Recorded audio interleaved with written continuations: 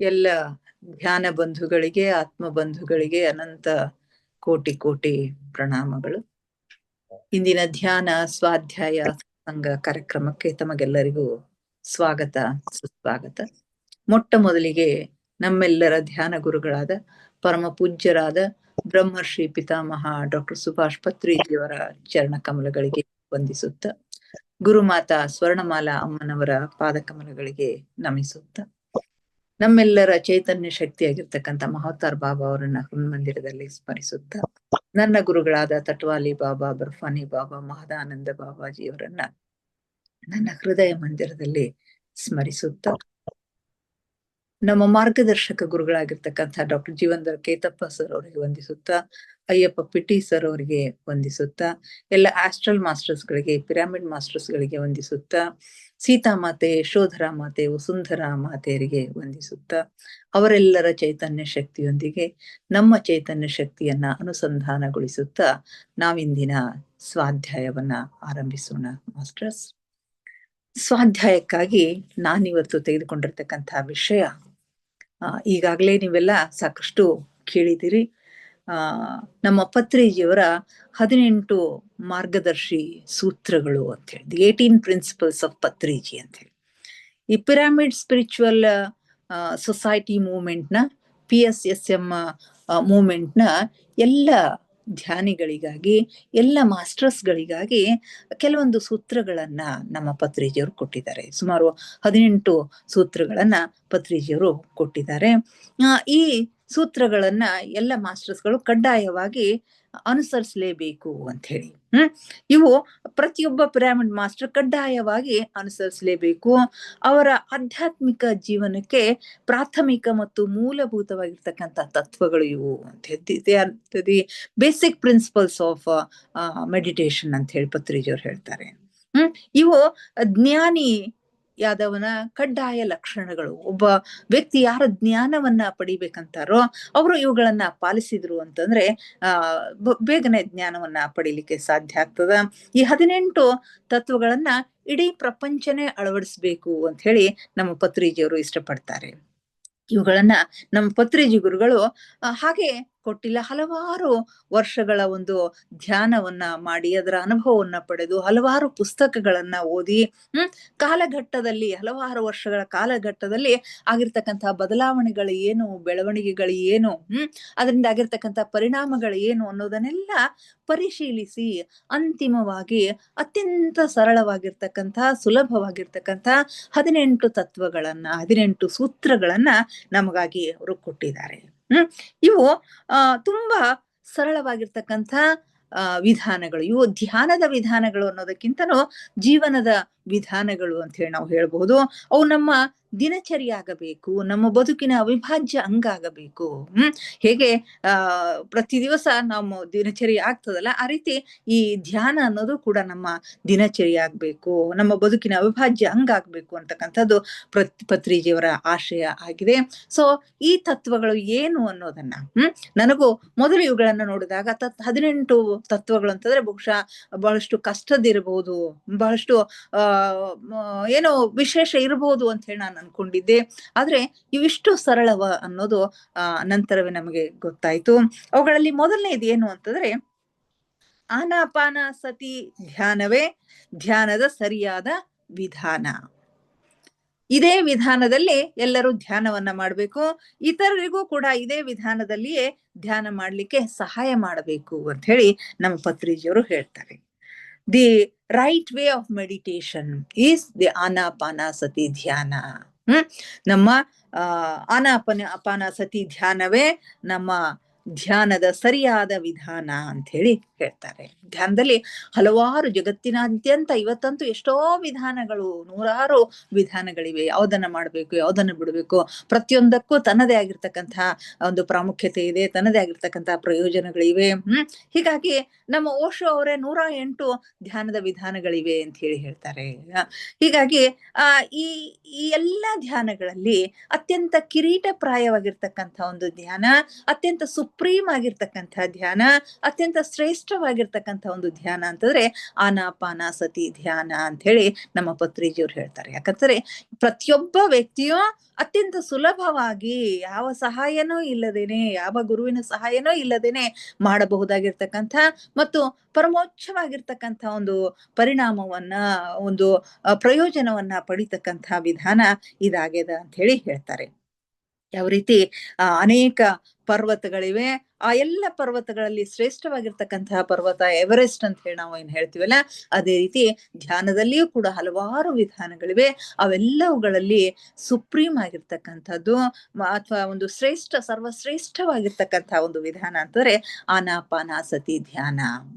ಆನ ಅಂತಂದ್ರೆ ಉಸಿರನ್ನ ತೆಗೆದುಕೊಳ್ಳೋದು, ಅಪಾನ ಅಂತಂದ್ರೆ ಉಸಿರನ್ನ ಬಿಡುವುದು, ಸತಿ ಅಂತಂದ್ರೆ ಉಸಿರಿನಲ್ಲಿ ಒಂದಾಗುವುದು, ಉಸಿರಿನೊಂದಿಗೆ ಒಂದಾಗುವುದು ಅಂತಕ್ಕಂಥ ಮಾತನ್ನ ಇಲ್ಲಿ ಹೇಳ್ತಾರೆ.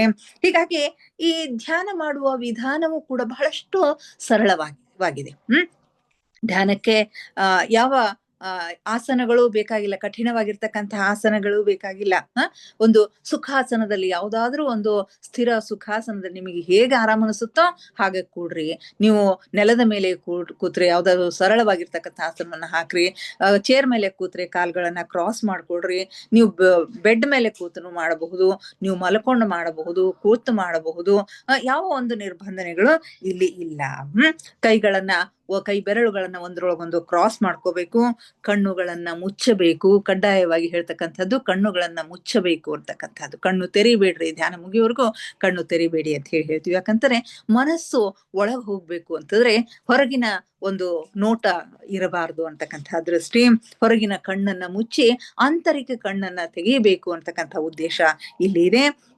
ಅಷ್ಟು ಮಾಡಿ ನಮ್ಮ ಶ್ವಾಸವನ್ನ, ನಮ್ಮ ಉಸಿರನ್ನ, ನಮ್ಮ ಉಚ್ಛ್ವಾಸ ನಿಶ್ವಾಸವನ್ನ ಏಕಧಾರಿಯಾಗಿ ಗಮನಿಸಬೇಕಾಗಿರ್ತಕ್ಕಂಥ ಅತ್ಯಂತ ಸರಳವಾಗಿರ್ತಕ್ಕಂಥ ಒಂದು ವಿಧಾನ. ಯಾವುದೇ ರೀತಿಯ ನಿರ್ಬಂಧನೆಗಳು ಇದಕ್ಕೆ ಇಲ್ಲ. ಯಾಕೆ ಇದು ಇಷ್ಟು ಸರಳವಾಗಿರ್ತಕ್ಕಂಥ ವಿಧಾನ ಅಂತ ಹೇಳಿ ನಮ್ಗೆ ಅನಿಸ್ತದ ಅಂತಂದ್ರೆ, ಮಾಸ್ಟರ್ಸ್ ನಮಗೆಲ್ಲ ಗೊತ್ತು, ಉಸಿರು ಯಾರಿಗೆ ಗೊತ್ತಿಲ್ಲ, ಉಸಿರು ಯಾರಿಗೆ ಗೊತ್ತಿಲ್ಲ. ಈ ಭೂಮಿಯ ಮೇಲೆ ಹುಟ್ಟಿದಾಗಿನಿಂದ ಅದು ನಮ್ಮ ಜೊತೆಗೆ ಬಂದದ ಮತ್ತು ಈ ಜೀವನದ ನಮ್ಮ ಕೊನೆಯ ಉಸಿರಿರುವವರೆಗೆ ಅಥವಾ ನಾವು ಈ ಭೂಮಿಯ ಮೇಲೆ ಭೌತಿಕವಾಗಿ ಇರುವವರೆಗೆ ನಮ್ಮೊಂದಿಗೆ ಇರ್ತಕ್ಕಂಥ ಏಕೈಕ ಗೆಳೆಯ ಅನ್ನಿ ಅಥವಾ ಬಂಧು ಅನ್ನಿ, ವಸ್ತು ಅನ್ನಿ, ಅದು ನಮ್ಮ ಜೊತೆಗೆ ಇರ್ತಕ್ಕಂಥದ್ದು ಅಂತ. ಅದು ಕೇವಲ ಉಸಿರು ಮಾತ್ರ. ಅದು ನಿಂತ ಮರುಗಳಿಗೆ ನಾವೀ ಭೂಮಿಯ ಮೇಲೆ ಇರೋದಿಲ್ಲ.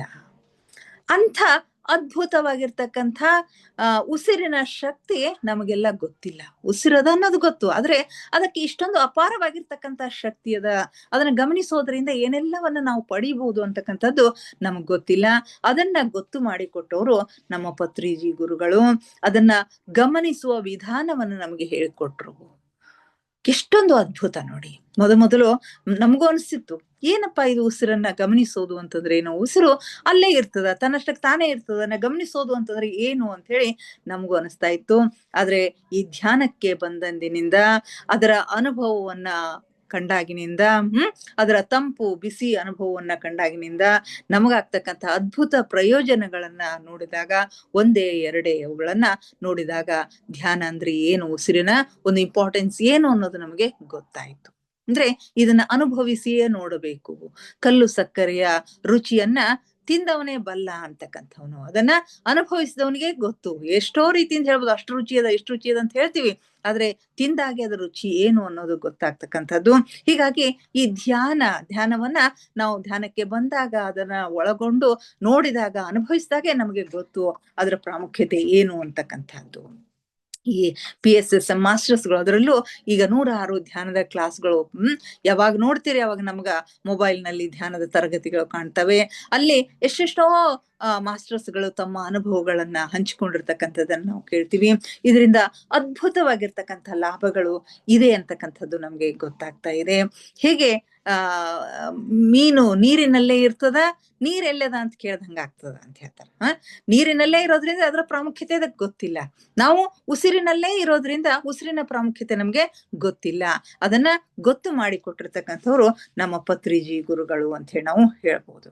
ಆದ್ರಿಂದ ನಮ್ಮನ್ನ ಆತ್ಮದ ಸ್ಥಿತಿಗೆ ಕರೆದುಕೊಂಡು ಹೋಗುವ ಅತ್ಯಂತ ಶಾರ್ಟೆಸ್ಟ್ ರೂಟ್ ಅಂತ, ಅತ್ಯಂತ ಸಮೀಪದ ಒಂದು ದಾರಿ ಅಂತಂದ್ರೆ ಈ ಆನಾಪಾನಸತಿ ಧ್ಯಾನ ಅಥವಾ ನಮ್ಮ ಉಸಿರು ಅಂತ ಹೇಳ್ತೀವಿ. ನಮ್ಮ ಜೀವನದ ಮರ್ಮವನ್ನ ತಿಳಿಸಲು ಇರ್ತಕ್ಕಂಥ ಏಕೈಕ ಮಾರ್ಗ ಇದು. ಜೀವನದ ಮರ್ಮ, ನಾವು ಈ ಭೂಮಿಗೆ ಯಾಕೆ ಬಂದಿದ್ದೇವೆ, ನಮ್ಮ ಉದ್ದೇಶ ಏನೋ, ಏನು ಗುರಿಯನ್ನ ಸಾಧಿಸ್ಲಿಕ್ಕೆ ಬಂದಿದ್ದೇವೆ ಅಂತಕ್ಕಂಥದ್ದನ್ನ ತಿಳಿಸ್ಲಿಕ್ಕೆ ಇರ್ತಕ್ಕಂಥ ಒಂದು ಮಾರ್ಗ ಇದು. ಇದು ಅತ್ಯಂತ ಸರಳವಾಗಿರ್ತಕ್ಕಂಥ ಒಂದು ಧ್ಯಾನದ ಪ್ರಕ್ರಿಯೆ ಅಂತ ಹೇಳಿ ನಾವು ಹೇಳ್ತೀವಿ. ಮೊಟ್ಟ ಮೊದಲು ಈ ಆನಾಪಾನಸತಿ ಧ್ಯಾನವನ್ನ ನಮಗೆ ತಿಳಿಸಿರ್ತಕ್ಕಂಥವ್ರು ಬುದ್ಧ ಭಗವಾನರು ಸುಮಾರು 2500 ವರ್ಷಗಳ ಹಿಂದೆ. ಅದಕ್ಕೂ ಪೂರ್ವದಲ್ಲಿ ಶಿವ ಪರಮೇಶ್ವರನೇ 112 ವಿಧಾನಗಳಿವೆ ಅಂತ ಹೇಳಿದ್ರಂತ. ಅತ್ಯಂತ ಸರಳವಾಗಿರ್ತಕ್ಕಂಥ ಒಂದು ಆನಾಪಾನಸತಿ ಧ್ಯಾನದ ಬಗ್ಗೆ ನಮಗೆ ಮೊಟ್ಟ ಮೊದಲು ತಿಳಿಸಿಕೊಟ್ಟಿರ್ತಕ್ಕಂಥವ್ರು ಬುದ್ಧ ಭಗವಾನರು 2500 ವರ್ಷಗಳ ಹಿಂದೆ. ನಿಮಗೆಲ್ಲ ಗೊತ್ತು ಬುದ್ಧನ ಕತೆ. ಅವನೊಬ್ಬ ಮಹಾರಾಜ, ಒಂದು ರಾಜ್ಯದ ರಾಜನಾಗಿರ್ತಾನೆ. 3 ಘಟನೆಗಳನ್ನ ನೋಡಿದಾಗ, ಒಬ್ಬ ರೋಗಿ, ಒಬ್ಬ ವೃದ್ಧ ಮತ್ತು ಒಂದು ಸಾವು, ಈ 3 ಘಟನೆಗಳನ್ನ ನೋಡಿದಾಗ ಬದುಕಿನಿಂದ ಜಿಗುಪ್ಸೆ ಪಟ್ಟು ಜೀವನದಲ್ಲಿ ವೈರಾಗ್ಯ ತಾಳಿ ಎಲ್ಲ ರಾಜ್ಯವನ್ನ ತ್ಯಜಿಸಿ, ಹೆಂಡ್ರು ಮಕ್ಕಳು ರಾಜ್ಯ ಎಲ್ಲವನ್ನ ತ್ಯಜಿಸಿ ಜ್ಞಾನೋದಯವನ್ನ ಪಡೆಯಬೇಕು ಅಂತ ಹೇಳಿ ಹೊರಟು ಬಿಡ್ತಾನೆ. ಅನೇಕ ವರ್ಷಗಳ ಕಾಲ ಧ್ಯಾನ ಮಾಡ್ತಾನೆ, ಅನೇಕ ಗುರುಗಳನ್ನ ಸಂಧಿಸ್ತಾನೆ. ಎಷ್ಟೆಷ್ಟೋ ಗುರುಗಳು ಎಷ್ಟೆಷ್ಟೋ ಜ್ಞಾನವನ್ನ ಕೊಟ್ಟರು ಕೂಡ ಅವನಿಗೆ ಸಮಾಧಾನ ಆಗೋದಿಲ್ಲ. ಇನ್ನೂ ಏನೋ ಇದೆ, ಇನ್ನೂ ಏನೋ ಇದೆ, ನಾನು ಪಡೆಯಬೇಕಾಗಿದ್ದು ಇದು ಅಲ್ಲ, ಇನ್ನೂ ಏನೋ ಇದೆ ಅಂತ ಹೇಳಿ ಹಾಗೆ ಹೊರಡ್ತಾನೆ. ಹಾಗೆ ಎಷ್ಟೋ ವರ್ಷಗಳ ಕಾಲ ಅನ್ನ ನೀರು ಎಲ್ಲ ಬಿಟ್ಟು ಧ್ಯಾನ ಮಾಡ್ತಾನೆ. ಧ್ಯಾನ ಮಾಡಿ ದೇಹ ಬಳಲ್ತದ ವಿನಃ, ದೇಹ ನಿಶ್ಶಕ್ತ ಆಗ್ತದ ವಿನಃ ಅವನಿಗೆ ಜ್ಞಾನೋದಯ ಆಗೋದಿಲ್ಲ. ತನಗೆ ಸಿಗಬೇಕಾಗಿರ್ತಕ್ಕಂಥ ಸಮಾಧಾನ ಸಿಗೋದಿಲ್ಲ. ಕೊನೆಗೆ ಬಂದು ಒಂದು ಕಡೆ ಕೂಡ್ತಾನೆ. ಆಗ ಸುಜಾತ ಅಂತಕ್ಕಂಥ ಒಬ್ಬ ಹೆಣ್ಣು ಮಗಳು ಕೊಟ್ಟಿರ್ತಕ್ಕಂಥ ಪಾಯಸವನ್ನ ಕುಡಿತಾನೆ ಅನ್ನೋದನ್ನ ನಾವು ಕೇಳಿದೀವಿ. ಈ ಸುಜಾತ ಯಾರು ಅಂತಂದ್ರೆ ಕುರುವೇಳ ರಾಜ್ಯ ಅಂತ ಹೇಳಿ ಒಂದು ರಾಜ್ಯ ಇರ್ತದಂತ. ಆ ರಾಜ್ಯದ ಅರಸನ ಮಗಳು ಅವಳು. ಕುರುವೇಳ ರಾಜ್ಯದ ಅರಸನ ಮಗಳು ಸುಜಾತ ಅಂತ ಹೇಳಿ. ಅವಳು ಒಂದು ವ್ರತವನ್ನ ಮಾಡ್ತಾ ಇರ್ತಾಳಂತೆ. ಒಂದು ವ್ರತವನ್ನ ಮಾಡಿ ಎಷ್ಟೋ ಗೋವುಗಳ ಹಾಲನ್ನ ತಗೊಂಡು ಪಾಯಸ ಮಾಡಿಕೊಂಡು ದೇವರಿಗೆ ನೈವೇದ್ಯ ಮಾಡ್ಲಿಕ್ಕೆ ಅಂತ ಹೇಳಿ ಅವಳು ಹೊರಟಿರ್ತಾಳೆ. ಆ ಪಾಯಸವನ್ನ ತಗೊಂಡು ಎದುರಿನಲ್ಲಿ ಒಬ್ಬ ವ್ಯಕ್ತಿ, ಮಹಾ ತಪಸ್ವಿ, ಮಹಾ ತೇಜಸ್ಸು ಇರ್ತಕ್ಕಂಥ ಒಬ್ಬ ಯುವಕ. ದೇಹ ತುಂಬಾ ಬಳಲಿರ್ತದ, ಆದ್ರೆ ಮುಖದಲ್ಲಿ ಆ ತೇಜಸ್ಸು ಎಷ್ಟಿರ್ತದ ಅಂತಂದ್ರೆ ಅವಳು ಅದನ್ನ ನೋಡಿ ದಂಗಾಗ್ಬಿಡ್ತಾಳೆ. ಅವಳಿಗೆ ತಾನು ತಂದಿರ್ತಕ್ಕಂಥ ಪಾಯಸವನ್ನ ಅವನಿಗೆ ಕುಡಿಸ್ಬೇಕು ಅಂತ ಅನಿಸ್ಬಿಡ್ತದಂತ. ಆಗ ಅವಳು ಪಾಯಸವನ್ನ ಕೊಡ್ತಾಳೆ. ಆ ಪಾಯಸವನ್ನ ಕುಡಿದು ಬುದ್ಧ ತೃಪ್ತನಾಗ್ತಾನೆ. ಆಗ ಜೊತೆಯಲ್ಲಿರ್ತಕ್ಕಂಥ ಶಿಷ್ಯರೆಲ್ಲ ಜೊತೆಯಲ್ಲಿರ್ತಾರೆ. ಅವರೆಲ್ಲ ನೋಡಿ, ಗುರುಗಳೇ ನಿಮ್ಮ ವ್ರತ ಭಂಗ ಆಯ್ತು ಅಂತ ಹೇಳಿ ಅವ್ರನ್ನ ಬಿಟ್ಟು ಹೋಗ್ಬಿಡ್ತಾರಂತೆ ಎಲ್ಲಾರು ಜೊತೆಗಿರ್ತಕ್ಕಂಥವ್ರು. ಆದ್ರೆ ಅವರೆಲ್ಲರೂ ಹೋದ ನಂತರ ಪಾಯಸವನ್ನ ಕುಡಿದು ಸಂತೃಪ್ತ ಮನಸ್ಸಿನಿಂದ ಆ ಬೋಧಿ ವೃಕ್ಷದ ಕೆಳಗಡೆ ಧ್ಯಾನ ಮಾಡ್ಲಿಕ್ಕೆ ಶುರು ಮಾಡ್ತಾನೆ. ಆ ಧ್ಯಾನ ಮಾಡುವಾಗ ಪ್ರಕೃತಿ ಸಹಜವಾಗಿರ್ತಕ್ಕಂಥ ಉಸಿರನ್ನ ಗಮನಿಸ್ಲಿಕ್ಕೆ ಪ್ರಾರಂಭ ಮಾಡ್ತಾರಂತೆ. ಯಾಕಂತಂದ್ರೆ ಚಿಕ್ಕ ವಯಸ್ಸಿನಲ್ಲಿ ಚಿಕ್ಕ ಮಗುವಾಗಿದ್ದಾಗ ನಾನು ಬಹಳಷ್ಟು ಸಂತೋಷದಿಂದ ಇದ್ದೆ, ಈಗ ಯಾಕೆ ಈ ಅಸಮಾಧಾನ ಅಂತಕ್ಕಂಥದ್ದು ಅವ್ರಿಗೆ ಒಂದು ರೀತಿಯಿಂದ ಗೊತ್ತಾಗ್ತದಂತ. ಹೀಗಾಗಿ ಆಗ ಚಿಕ್ಕ ಮಗು ಇದ್ದಾಗ ಆತ್ಮದ ಸ್ಥಿತಿಯಲ್ಲಿ ಇರುತ್ತೆ. 3 ವರ್ಷದವರೆಗೂ ಮಗು ಆತ್ಮದ ಸ್ಥಿತಿಯಲ್ಲಿ ಇರ್ತದೆ. ಯಾಕಂದ್ರೆ ಅದಕ್ಕೆ ಏನು ಹೆಚ್ಚು ಕಡಿಮೆ ಗೊತ್ತಾಗ್ತಾ ಇರೋದಿಲ್ಲ. ಹೀಗಾಗಿ ತುಂಬಾ ಸಂತೋಷದಿಂದ ಇರುತ್ತೆ. ಹೀಗಾಗಿ ಅವರು ಉಸಿರನ್ನ ಗಮನಿಸ್ಲಿಕ್ಕೆ ಶುರು ಮಾಡ್ತಾರೆ. ಆಗ ಅವರಿಗೆ ಜ್ಞಾನೋದಯ ಆಗ್ತದ. ಬೋಧಿ ವೃಕ್ಷದ ಕೆಳಗೆ ಕೂತು ಉಸಿರನ್ನ ಗಮನಿಸ್ಲಿಕ್ಕೆ ಶುರು ಮಾಡಿದಾಗ ಜ್ಞಾನೋದಯ ಆಗಿ ಏಕಕಾಲಕ್ಕೆ 500 ಜನ್ಮಗಳ ವೃತ್ತಾಂತವೆಲ್ಲ ಅವರಿಗೆ ಗೊತ್ತಾಗ್ಬಿಡ್ತದಂತ. ಹಿಂದಿನ 500 ಜನ್ಮಗಳು ತಾನು ಏನಿದ್ದೆ ಅಂತಕ್ಕಂಥದ್ದೆಲ್ಲನೂ ಅವ್ರಿಗೆ ಗೊತ್ತಾಗ್ಬಿಡ್ತದಂತ. ಹೀಗಾಗಿ ತಾನು ಅನುಭವಿಸಿರ್ತಕ್ಕಂಥ, ತಾನು ಪಡೆದಿರ್ತಕ್ಕಂಥ ಈ ಜ್ಞಾನವನ್ನ ಎಲ್ಲರಿಗೂ ಕೊಡಬೇಕು ಅಂತ ಹೇಳಿ ಅದನ್ನ ಇವರು ಜಾರಿಗೆ ತಂದಿದ್ದಾರೆ. ಆಗಿನಿಂದ ಹಲವಾರು ಮಾಸ್ಟರ್ಸ್ಗಳು ಇದನ್ನ ಸ್ಪ್ರೆಡ್ ಮಾಡ್ತಕ್ಕಂಥ ಒಂದು ಕೆಲಸ ಮಾಡ್ತಾ ಇದ್ದಾರೆ. ಆದ್ರೂ ಇಷ್ಟು ವರ್ಷಗಳವರೆಗೆ 200 ವರ್ಷ 100 ವರ್ಷಗಳ ಹಿಂದೆ ಇರ್ತಕ್ಕಂಥ ಈ ಜ್ಞಾನ ಸ್ವಲ್ಪ ಸ್ವಲ್ಪ ಅದು ಮರೆ ಆಗ್ತಾ ಇತ್ತು. ಅದನ್ನ ಮತ್ತೆ ಈ 21ನೇ ಶತಮಾನದಲ್ಲಿ ಇಷ್ಟೊಂದು ಪ್ರವರ್ಧಮಾನವಾಗಿ ಬೆಳೆಸ್ಲಿಕ್ಕೆ ಕಾರಣವಾಗಿರ್ತಕ್ಕಂಥವ್ರು ನಮ್ಮ ಪತ್ರಿಜಿ ಗುರುಗಳು ಅಂತ ಹೇಳಿ ಹೇಳ್ಬೋದು. ಅವರು ಆ ಬುದ್ಧನ ಕಾಲದಲ್ಲಿ ಬುದ್ಧನ ಶಿಷ್ಯರಲ್ಲಿ ಒಬ್ಬರಾಗಿರ್ತಾರೆ. ಬುದ್ಧನ ಶಿಷ್ಯರಲ್ಲಿ ಆನಂದ ಅಂತಕ್ಕಂಥವ್ರು ಒಬ್ರು ಇದ್ರಂತ. ಬುದ್ಧನ ಜೊತೆಗೆ ಯಾವಾಗ್ಲೂ ಅವರು ಇರ್ತಾ ಇದ್ರು. ಆ ಬುದ್ಧನ ಜೊತೆಗೆ ಇದ್ರು ಕೂಡ ಜೊತೆಗಿರ್ತಕ್ಕಂಥವ್ರು ಎಲ್ಲರಿಗೂ ಜ್ಞಾನೋದಯ ಆದ್ರೂ ಆನಂದ ಅವ್ರಿಗೆ ಆಗಿರೋದಿಲ್ಲ ಅಂತ ಆ ಒಂದು ಅಸಮಾಧಾನ ಅವ್ರಿಗೆ ಇರುತ್ತೆ. ಸೊ ಅವರು ಈ ಜನ್ಮದಲ್ಲಿ 21ನೇ ಶತಮಾನದಲ್ಲಿ ಬಂದು ಆಗ ಅಪೂರ್ಣವಾಗಿರ್ತಕ್ಕಂಥ ಕೆಲಸವನ್ನ ಈಗ ಪೂರ್ಣಗೊಳಿಸಿದ್ದಾರೆ ಅಂತಕ್ಕಂಥ ಮಾತುಗಳನ್ನ ನಾವು ಹಿರಿಯ ಮಾಸ್ಟರ್ಸ್ ಗಳಿಂದ ಕೇಳಿದೀವಿ. ಹೀಗೆ ಅವರು ಈ ಜನ್ಮದಲ್ಲಿ ಮೊದಲು ಒಂದು ಇಂಜಿನಿಯರ್ ಆಗಿದ್ಕೊಂಡು ಆ ಕೆಲಸಕ್ಕೆ ರಾಜೀನಾಮೆ ಕೊಟ್ಟು ಈ ಒಂದು ಆನಾಪಾನಸತಿ ಧ್ಯಾನವನ್ನ ಸ್ಪ್ರೆಡ್ ಮಾಡ್ತಕ್ಕಂಥ ಒಂದು ಅದ್ಭುತವಾಗಿರ್ತಕ್ಕಂಥ ಕೆಲಸವನ್ನ ಇಲ್ಲಿ ಕೊಟ್ಟಿದ್ದಾರೆ. ಹೀಗಾಗಿ ಇಲ್ಲಿ ಒಂದೇ ಒಂದು ಟಿಪ್ಸ್ ಏನು ಅಂತಂದ್ರೆ, ಎಲ್ಲಿ ಬೇಕಾದ್ರೂ ಯಾವಾಗ ಬೇಕಾದ್ರೂ ಧ್ಯಾನವನ್ನ ಮಾಡಬಹುದು. ಯಾವ ರಿಸ್ಟ್ರಿಕ್ಷನ್ಸ್ಗಳು ಇಲ್ಲ. ಬಸ್ಸಿನಲ್ಲಿರ್ರಿ, ಟ್ರೈನ್ನಲ್ಲಿರ್ಲಿ, ಜರ್ನಿಯಲ್ಲಿರ್ರಿ, ಎಲ್ಲೇ ಇದ್ರು ಕಣ್ಣು ಮುಚ್ಚಿಕೊಂಡು ನೀವು ಒಳಗಡೆ ಧ್ಯಾನಸ್ಥರಾದ್ರಿ ಅಂತಂದ್ರೆ ನಿಮಗೆ ಏನು ಲಾಭ ಸಿಗ್ಬೇಕು ಅದೆಲ್ಲ ಸಿಗ್ತದ ಅಂತ ಹೇಳಿ ಹೇಳ್ತಾರೆ. ಇವನ್ನ ಹಾಸಿಗೆ ಹಿಡಿದು ಮೇಲೆ ಏಳ್ಲಿಕ್ಕೆ ಸಾಧ್ಯ ಆಗೋದಿಲ್ಲ ಅನ್ನೋರು ಕೂಡ ಹಾಸಿಗೆ ಮೇಲೆ ಮಲಗಿಕೊಂಡೇ ಈ ಧ್ಯಾನವನ್ನ ಮಾಡಬಹುದು ಅಂತ ಹೇಳಿ ಹೇಳ್ತಾರೆ. ಯಾಕಂತಂದ್ರೆ ಉಸಿರು ಯಾವಾಗಲೂ ನಮ್ಮ ಜೊತೆಗೆ ಇರ್ತದೆ, ಅದನ್ನ ಹೊರಗೆ ನಾವು ತೋರಿಸ್ಲಿಕ್ಕೆ ಸಾಧ್ಯ ಇಲ್ಲ. ಹೀಗಾಗಿ ಅದರ ಜೊತೆಗೆ ನಾವು ಇರೋದನ್ನ ನಾವು ಪ್ರಾಕ್ಟೀಸ್ ಮಾಡ್ಕೋಬೇಕು ಅಂತ ಹೇಳಿ ಹೇಳ್ತಾರೆ. ಆದ್ರೆ ಒಂದೇ ಒಂದು ಅಟ್ಯಾಚ್ಮೆಂಟ್ ಏನು ಅಂತಂದ್ರೆ, ಯಾರ ವಯಸ್ಸು ಎಷ್ಟದನೋ ಅಷ್ಟು ನಿಮಿಷ ಧ್ಯಾನ ಮಾಡಬೇಕು. 5 ವರ್ಷದಿಂದ ಹಿಡಿದು 100 ವರ್ಷದವರೆಗೆ ಅಥವಾ ಎಷ್ಟು ಧ್ಯಾನ ಮಾಡ್ಲಿಕ್ಕೆ ಸಾಧ್ಯ ಆಗ್ತದೋ ಯಾವ ಲಿಮಿಟ್ನು ಇಲ್ಲ ಅಂತ ಹೇಳಿ ಅವರು ಹೇಳ್ತಾರೆ. ಹೀಗಾಗಿ ನಾವು ಮಕ್ಕಳಾಗಿದ್ದಾಗ ದೈವದ ಜೊತೆಗೆ ಸ್ಥಿತ ಪ್ರಜ್ಞರಾಗಿ ಇರ್ತೀವಿ. ದೊಡ್ಡವರಾದ ಹಾಗೆ ಆ ಸ್ಥಿತ ಪ್ರಜ್ಞೆ ಹೋಗಿ ದ್ವೈತ ಭಾವನೆ ಬರ್ತದ. ಸರಿ ತಪ್ಪು, ಒಳ್ಳೇದು ಕೆಟ್ಟದ್ದು, ಹೆಣ್ಣು ಗಂಡು, ಕಪ್ಪು ಬಿಳುಸ್ಪು, ಇಂಥ ದ್ವೈತ ಸ್ಥಿತಿಗೆ ಬರ್ತದ. ಈ ದ್ವೈತ ಸ್ಥಿತಿಯಿಂದ ಮತ್ತೆ ಅದ್ವೈತಕ್ಕೆ ನಾವು ಬರಬೇಕಾಗಿತ್ತು. ಸ್ಥಿತ ಪ್ರಜ್ಞೆ ಆಗಬೇಕಾಗಿತ್ತು. ನಮ್ಮ ಪ್ರಜ್ಞೆಯಲ್ಲಿ ಸ್ಥಿರತೆ ಬೇಕಾಗಿತ್ತು.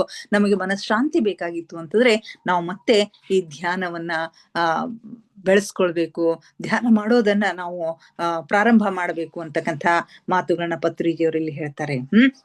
ಇವೆಲ್ಲವುಗಳನ್ನ ನಿವಾರಿಸಿ ಮತ್ತೆ ಅದ್ವೈತ ಸ್ಥಿತಿಗೆ ಬರ್ಬೇಕಾದ್ರೆ ಧ್ಯಾನ ಮಾಡಬೇಕು. 5 ವರ್ಷದಿಂದ ಮೇಲ್ಪಟ್ಟು ಯಾವುದೇ ವಯಸ್ಸಿನವರಾದ್ರೂ ಈ ಒಂದು ಧ್ಯಾನವನ್ನ ಮಾಡಬಹುದು. ನಮ್ಮ ದ್ವೈತ ಸ್ಥಿತಿಗಳೆಲ್ಲ ಹೋಗಿ ಅದ್ವೈತ ಸ್ಥಿತಿಗೆ ಬರೋದು ಅಂತಂದ್ರೆ ಮತ್ತೆ ನಾವು ಮಗುವಿನ ಸ್ಥಿತಿಗೆ ಬರಬೇಕು. ಅಂದ್ರೆ ಆ ಸಂತೋಷದ ಸ್ಥಿತಿ, ಮಗುವಿನ ಮನಸ್ಸು ಎಷ್ಟು ಮೃದುವಾಗಿರ್ತದ, ಎಷ್ಟು ಸಂತೋಷ, ಎಲ್ಲವನ್ನೂ ಗಮನಿಸಿ ಸಂತೋಷವನ್ನು ಪಡ್ತಾ ಇರ್ತದ. ಅಂಥ ಮನಸ್ಸನ್ನ ನಾವು ಪಡಿಬೇಕು ಅಂತಂದ್ರೆ ಮತ್ತೆ ನಾವು ಧ್ಯಾನಕ್ಕೆ ಬರಬೇಕು ಅಂತ ಹೇಳಿ ಪತ್ರಿಜಿಯವರು ಹೇಳ್ತಾರೆ. ಇಲ್ಲಿ ಆನಾಪಾನಸತಿಯನ್ನ ಕುರಿತಂತೆ ಏನ್ ಹೇಳ್ತಾರೆ ಅಂತಂದ್ರೆ, learn Anapanasati, practice Anapanasati, teach Anapanasati and spread Anapanasati. ಮೊಟ್ಟ ಮೊದಲು ಈ ಆನಾಪಾನಸತಿ ಧ್ಯಾನವನ್ನ ನೀವು ಕಲೀರಿ. ಅದು ಏನು ಅನ್ನೋದನ್ನ ನೀವು ಕಲೀರಿ. ನಂತರ ಅದನ್ನ ಪ್ರಾಕ್ಟೀಸ್ ಮಾಡ್ರಿ. ಅದರಲ್ಲಿ ಸಾಧನೆಯನ್ನ ಮಾಡ್ರಿ. ಸಾಧನೆ ಮಾಡಿ ನಿಮ್ಮಷ್ಟಕ್ಕೆ ನೀವೇ ಕೂಡ್ಬೇಡ್ರಿ, ಅದನ್ನ ಮತ್ತೊಬ್ಬರಿಗೆ ಹೇಳ್ರಿ. ನೋಡ್ರಿ, ಪತ್ರಿಜಿಯವರು ಎಲ್ಲರಿಗೂ ಆ ಒಂದು ಯಾವ ವ್ಯಕ್ತಿ ಈ ಧ್ಯಾನಕ್ಕೆ ಬರ್ತಾನೋ ಅವನ ಮತ್ತೊಬ್ಬರಿಗೆ ಕಲಿಸ್ಲಿಕ್ಕೆ ಅರ್ಹನಾಗ್ತಾನೆ. ಒಂದೇ ದಿವಸ ನೀವು ಧ್ಯಾನಕ್ಕೆ ಬಂದ್ರೆ ಒಂದೇ ದಿವಸ ನಿಮ್ಗೆ ಎಷ್ಟು ಅನುಭವ ಆಗ್ತದೋ ಅಷ್ಟನ್ನೇ ನೀವು ಮತ್ತೊಬ್ಬರಿಗೆ ಹೇಳ್ರಿ ಅಂತಕ್ಕಂಥದ್ದನ್ನ ಹೇಳ್ತಾರೆ. ಇಷ್ಟೊಂದು ಸರಳವಾಗಿರ್ತಕ್ಕಂಥ, ಸುಲಭವಾಗಿರ್ತಕ್ಕಂಥ ಒಂದು ಧ್ಯಾನ ವಿಧಾನ ಇದಾಗಿದೆ. ಆಮೇಲೆ ಟೀಚ್ ಮಾಡೋದಷ್ಟೇ ಅಲ್ದೇನೆ ಅದನ್ನ ಸ್ಪ್ರೆಡ್ ಮಾಡ್ರಿ. ಅದನ್ನ ಕಲಿಸೋದಷ್ಟೇ ಅಲ್ದೇನೆ ಅದನ್ನ ಜಗತ್ತಿನಾದ್ಯಂತ ಅದನ್ನ ಸ್ಪ್ರೆಡ್ ಮಾಡ್ರಿ. ಜಗತ್ತಿನಾದ್ಯಂತ ಇಲ್ಲಂತಂದ್ರೆ ನಿಮಗೆ ಗೊತ್ತಿರ್ತಕ್ಕಂಥ ಜನರಿಗೆ, ಹಲವು ಜನರಿಗೆ ನೀವು ಹೇಳ್ರಿ, ಅವರು ಮತ್ತೊಬ್ಬರಿಗೆ ಹೇಳ್ತಾರೆ. ಹೀಗೆ learn Anapanasati, practice Anapanasati, teach Anapanasati and spread Anapanasati. ಈ 4 LPTS ಪ್ರಿನ್ಸಿಪಲ್ ಅಂತ ಹೇಳಿ ಹೇಳ್ತಾರೆ. ಈ 4 ತತ್ವಗಳನ್ನ ಪ್ರತಿಯೊಬ್ಬ ಆ ಏನಂತೆ ಪಿರಾಮಿಡ್ ಮಾಸ್ಟರ್ಸ್ಗಳು ಪಾಲಿಸಲೇಬೇಕಾಗಿರ್ತಕ್ಕಂಥವುಗಳು ಅಂತ ಹೇಳಿ ಹೇಳ್ತಾರೆ. ಇದು ಪತ್ರಿಜಿಯವರ 18 ಸೂತ್ರಗಳಲ್ಲಿ ಮೊಟ್ಟ ಮೊದಲನೆಯ ಸೂತ್ರ. ಈ ಕೆಲಸವನ್ನ ಪ್ರತಿಯೊಬ್ಬ ಮಾಸ್ಟರ್ಸ್ಗಳು ಈಗ ಬಹಳಷ್ಟು ಪ್ರಮಾಣದಲ್ಲಿ ಮಾಡ್ತಾ ಇದ್ದಾರೆ.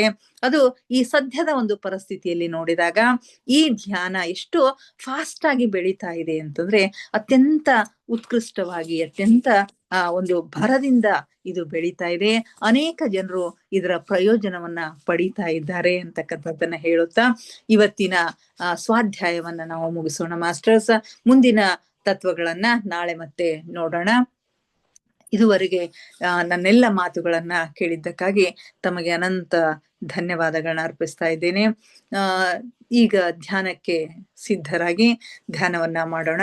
ಯಾವುದಾದ್ರೂ ಒಂದು ಸ್ಥಿರ ಸುಖಾಸನದಲ್ಲಿ ಕುಳಿತುಕೊಳ್ಳಿ.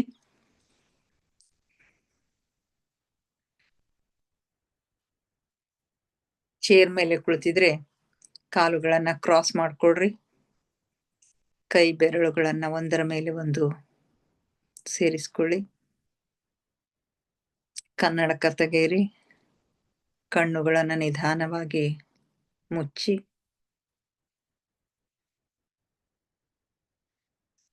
ಮುಖದ ಮೇಲೆ ಮಂದಹಾಸವಿರಲಿ. ದೇಹದ ಯಾವ ಭಾಗದಲ್ಲಿಯೂ ಬಿಗಿತ ಬೇಡ. Relax, relax, relax please.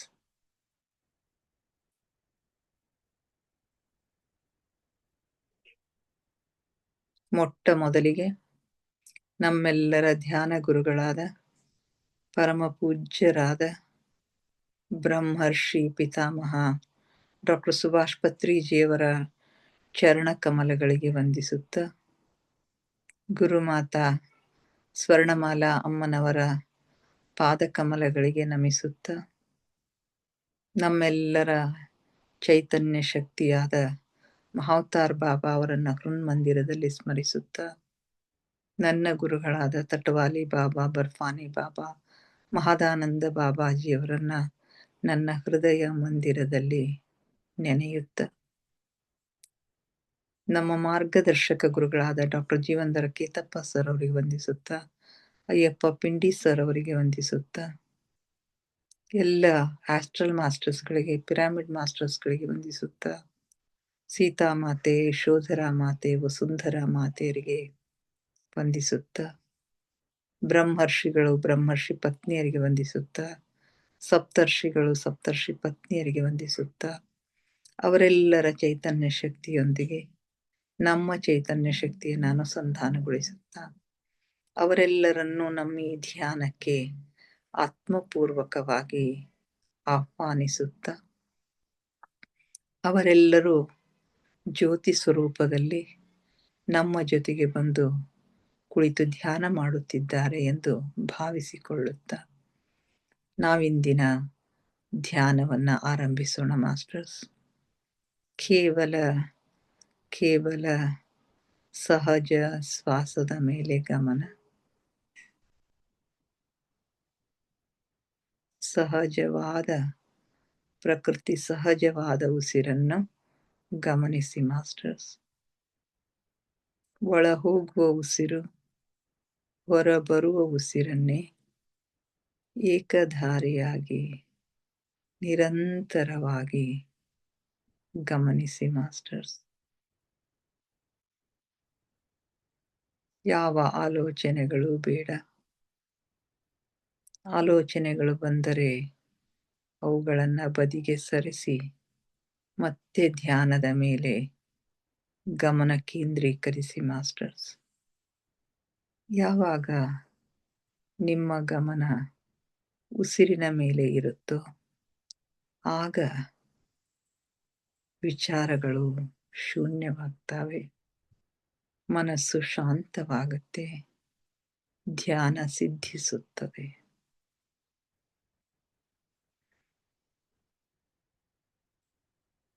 ಆಲಿಸಿ ಆಲಿಸಿ ಸೂಕ್ಷ್ಮ ನಾದಗಳನ್ನ, ಸೂಕ್ಷ್ಮ ಸ್ವರಗಳನ್ನ ಆಲಿಸಿ.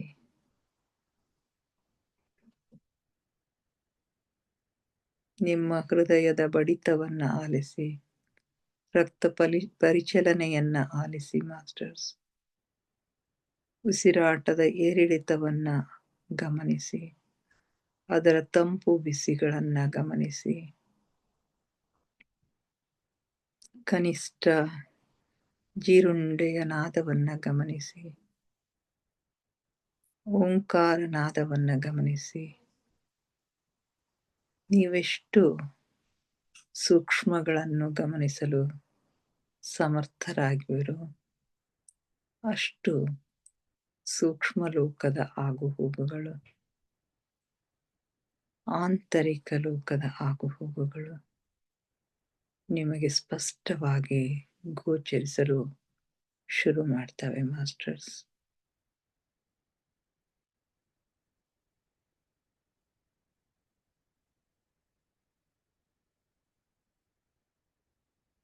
ನಾನು ದೇಹವಲ್ಲ, ನಾನು ಆತ್ಮಸ್ವರೂಪಿ.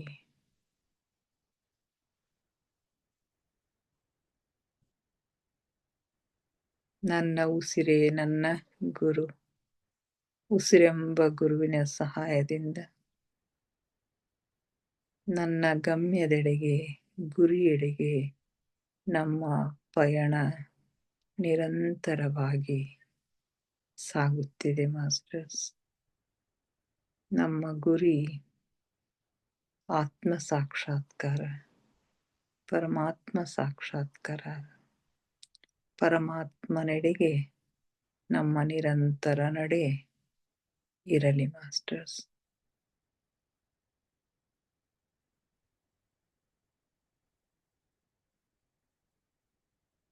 ಧ್ಯಾನ ಆಳವಾಗ್ತಾ ಇದೆ, ಉಸಿರು ನಿಧಾನವಾಗ್ತಾ ಇದೆ. ಉಸಿರು ನಿಧಾನವಾಗುತ್ತಾ ನಿಧಾನವಾಗುತ್ತಾ ಭ್ರೂ ಮಧ್ಯದಲ್ಲಿ ಕೇಂದ್ರೀಕೃತ ಆಗ್ತಾ ಇದೆ.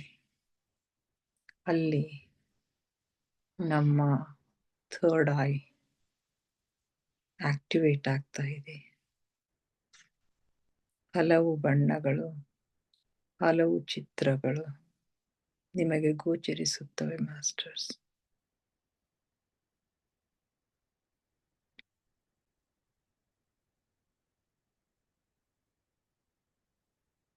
ಆಳವಾದ ಧ್ಯಾನದ ಹಾಲ್ಗಡಲಿನಲ್ಲಿ ನಿಮ್ಮನ್ನು ನೀವು ಮುಳುಗಿಸಿ ಮಾಸ್ಟರ್ಸ್.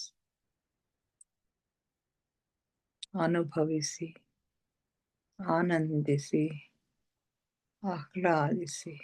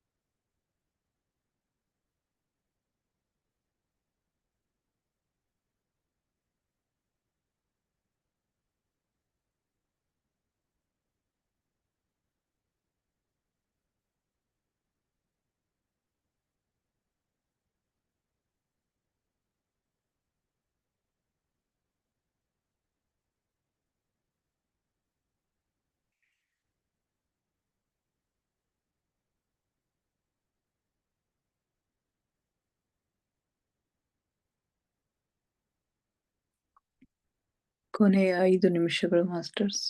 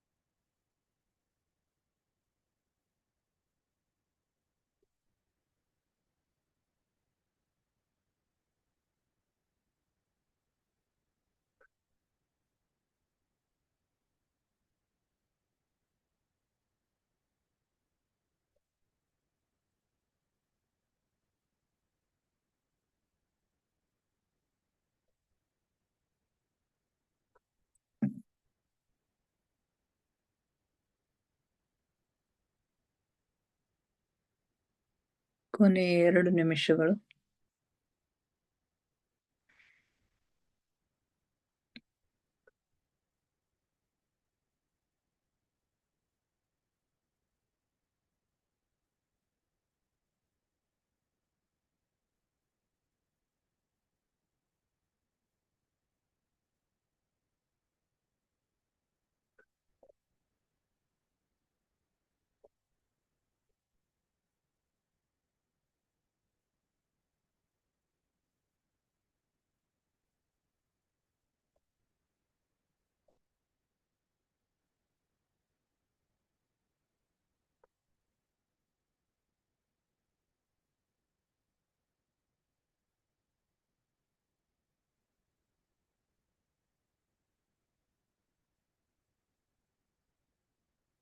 ಕೊನೆಯ 1 ನಿಮಿಷ ಮಾಸ್ಟರ್ಸ್.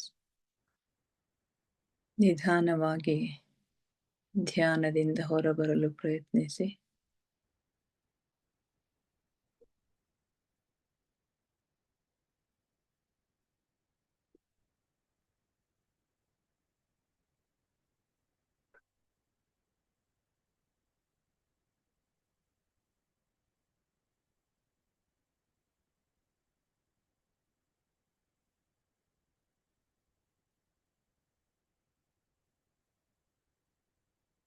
Thirty seconds.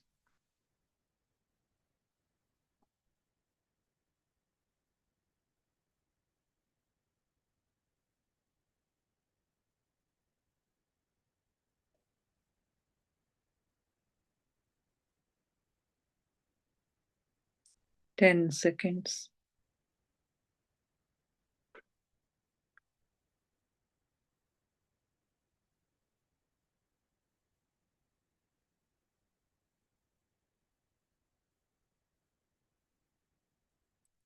5, 4, 3, 2, 1, 0. ನಿಧಾನವಾಗಿ ನಿಮ್ಮ ಕೈ ಬೆರಳುಗಳನ್ನ ಬಿಡಿಸ್ಕೊಂಡು ಕಣ್ಣಿನ ಮೇಲೆ ಇಟ್ಕೊಳ್ಳಿ ಮಾಸ್ಟರ್ಸ್. 5 seconds. 5, 4, 3, 2, 1, 0. ನಿಧಾನವಾಗಿ ಕಣ್ಣಿನ ಮೇಲಿನ ಕೈಗಳನ್ನು ತೆಗೆಯಿರಿ. ಕಣ್ಣುಗಳನ್ನು ನಿಧಾನವಾಗಿ ಓಪನ್ ಮಾಡಿ masters. Thank you, thank you, thank you everybody. ನಮ್ಮ ಧ್ಯಾನಕ್ಕೆ ಶಕ್ತಿಯನ್ನು ಕೊಟ್ಟು ನಮ್ಮೊಂದಿಗೆ ಕುಳಿತು ಧ್ಯಾನ ಮಾಡಿದ ಎಲ್ಲ ಆಸ್ಟ್ರೋ ಮಾಸ್ಟರ್ಗಳಿಗೆ, ಎಲ್ಲ ಮಾಸ್ಟರ್ಸ್ಗಳಿಗೆ ನನ್ನ ಅನಂತ ಕೋಟಿ ಕೋಟಿ ಧನ್ಯವಾದಗಳನ್ನ ಅರ್ಪಿಸುತ್ತಾ, ನನ್ನೊಂದಿಗೆ ಧ್ಯಾನ ಮಾಡಿದ ತಮಗೆಲ್ಲರಿಗೂ ಮತ್ತೊಮ್ಮೆ ಧನ್ಯವಾದಗಳನ್ನ ಅರ್ಪಿಸುತ್ತಾ, thank you, thank you, thank you everybody.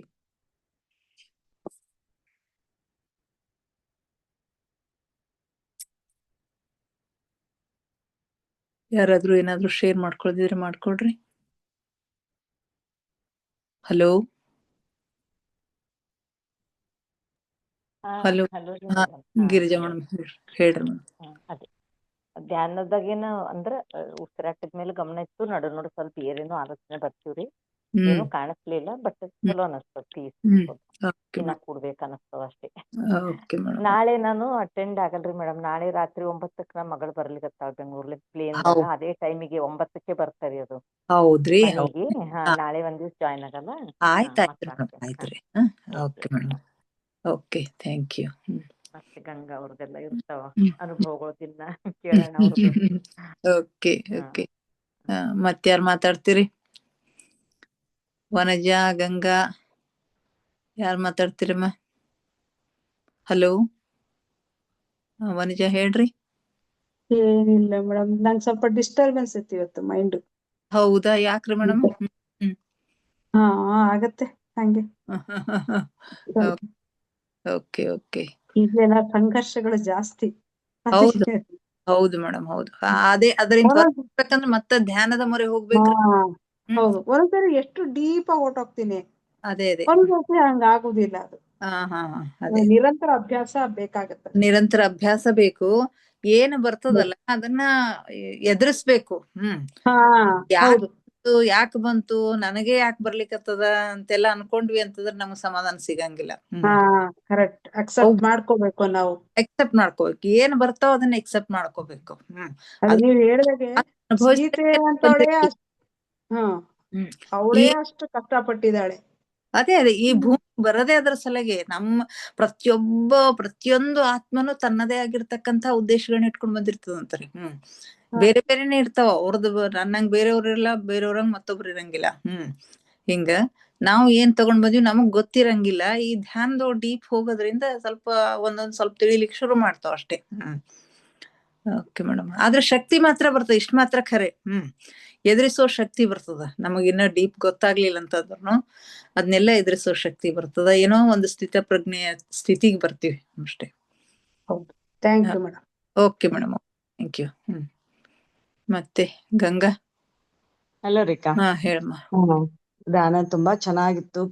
Energy ಬಹಳ ಚಿಕ್ಕ ಎನರ್ಜಿ ಬಂದ್ ಒಮ್ಮೆ ನಾನು ಮುಗಿಸ್ಕೊಂಡು ಹೇಳ್ಬೇಕಾದ್ರೆ ತಲಿ ಧಿಮ್ ಅಂತ ಒಂಥರ ಇದಾಗತ್ತಿತ್ತು. ತುಂಬಾ ಎನರ್ಜಿ ಇತ್ತು. ಆ ಮಧ್ಯದಲ್ಲಿ ಏನಕ್ಕೆ ಖುಷಿನೋ ಗೊತ್ತಿಲ್ಲ, ತುಂಬಾ ಖುಷಿ ಆಗ್ತಾ ಇದೆ ಒಳಗ. ಏನು ಅಂತ ನನಗೇನು ಅರ್ಥ ಆಗ್ಲಿಲ್ಲ. ನಕ್ಕೆ ಅಷ್ಟೇ, ಖುಷಿ ಇದ್ದ ಹಂಗ ಅನುಭವ ಆಯ್ತು ಇವತ್ತು. ನೀ ಮತ್ತೆ ಕನೆಕ್ಟ್ ಆದೇನು ನೋಡು ಆತ್ಮದ ಜೊತೆಗೆ. ಏನದು ಗೊತ್ತಾಗ್ಲಿಲ್ಲ ನೋಡಕ್ಕ. ಇಂಟರ್ನಲ್ ಇದಾಯ್ತ ಖುಷಿ ಬರ್ತದ. ಹೌದನ್ರಿ? ತುಂಬಾ ಖುಷಿ. ಅದೇ ಅದೇ ಖುಷಿಯಾಗಿ ನಗ್ತಾ ಇದ್ದೀನಿ. ಆ ತರದ್ ಒಂದ್ ಅನುಭವ ಆಯ್ತು. ಬಟ್ ಏನು ನನಗ್ ಗೊತ್ತಾಗ್ಲಿಲ್ಲ ಮತ್ತದು. ಇನ್ನ ಧ್ಯಾನ ಮಾಡ್ಬೇಕು ನಾನು. ಒಳ್ಳೆ ಅನುಭವಗಳು ಆಗ್ತಾ ಇದಾವು. ಡೀಪ್ ಧ್ಯಾನಕ್ ಹೋಗ್ಬೇಕು. ಈಗ ನೀವು ಲಾಸ್ಟ್ ಮುಗಿಸುವಾಗಂತೂ ನನಗ್ ಫುಲ್ ಡೀಪ್ ಇದ್ದೆ. ಅದೇ ಹೇಳ್ತೀನಲ್ರಿ, ಅದು ಎನರ್ಜಿ ಬಹಳ ಇತ್ತು. ಡೀಪ್ ಇದ್ರೊಳಗಿದ್ದೆ. ನೀವ್ ಹೇಳದ್ ಕೇಳಿಸ್ತಲ್ಲ, ಸಡನ್ ಡೀಪ್ ಇದರಿಂದ ಹೊರಗ್ ಬಂದ್ನಲ್ಲ, ಅದು ತಲೆ ಧಿಮ್ ಅಂತ ಇದಾಯ್ತು. ಹಂಗೆಲ್ಲ ಏನ್ ಮಾಡಿ ಹೋಗ್ಬೇಡ್ರಿ. ಆಗ್ಲಿಲ್ಲ ಅಂದ್ರೆ ನಿಧಾನಕ್ಕೆ ಬರ್ರಿ ನೀವು. ಹೌದಲ್ರಿ? ಐತಿರ್ತದ ಇದು ಮಾಡ್ಕೊಲಿಕ್ಕೆ. Okay. Okay thank you. Okay ನಮಸ್ಕಾರ. ಮತ್ತೆ ಯಾರು ಶೋಭಾ ಮಾತಾಡ್ತೀರಮ್ಮ? ಹಲೋ ಶೋಭಾ. ಹಾ ಹೇಳ್ರಿ ಮ್ಯಾಮ್. ಏನ್ ಮಾತಾಡ್ತೀರಿ? ಧ್ಯಾನ ಮಾಡಿದ್ರಿ? ಹಾ ಧ್ಯಾನ ಮಾಡಿದ್ರಿ ಮೇಡಮ್. ಏನ್ ಚಲೋ ಅನಸ್ತ್ರಿ? ಹಾ ಚಲೋ ಅನಸ್ತರಿ ಮೇಡಮ್. ನಾ ದಿನಾ ಡೈಲಿ ಕುಂದ್ರತೇನೆ ರೀ. ಹೌದಾ? ಅದೇ ನೋಡಿನಿ ನಾ ಮಳಮೂರ್ತಿ ನೀವು ಬರೋದು ನಿಮ್ ಮುಖ ಅದನ್ನು ನೋಡ್ತೀನಿ ನಾನು ಅಷ್ಟೇ, ಯಾರಂತ ಹಾ ಗೊತ್ತಾಗಿಲ್ಲ. ರೀ. ಇಲ್ರಿ ನಾ ಡೈಲಿ ಮತ್ತ ಬೆಳಗಿನ ಕೆತಪ್ ಸರ್ದಿರ್ತೈತಲ್ಲ ಅದಕ್ಕೂ ಒಂದಿಟ್ ಕುಂತಿರ್ತೇವ್ರಿ. ಹೌದ್ರಿ? ಹಂಗಾರಿ ಧ್ಯಾನ್ ಚಲೋ ಆತ್ರಿ. ಆಯ್ತಾಯ್ತಮ್ಮ ಆಯ್ತಾ. Okay thank you. Okay okay okay Rekha thank you so much. ಮುಗಿಸೋಣ. ಓಕೆ ನಾಳೆ ಭೇಟಿ ಆಗೋಣ ಇನ್ನಿಷ್ಟು ಧ್ಯಾನ ಸ್ವಾಧ್ಯಾಯ ಸತ್ಸಂಗದೊಂದಿಗೆ.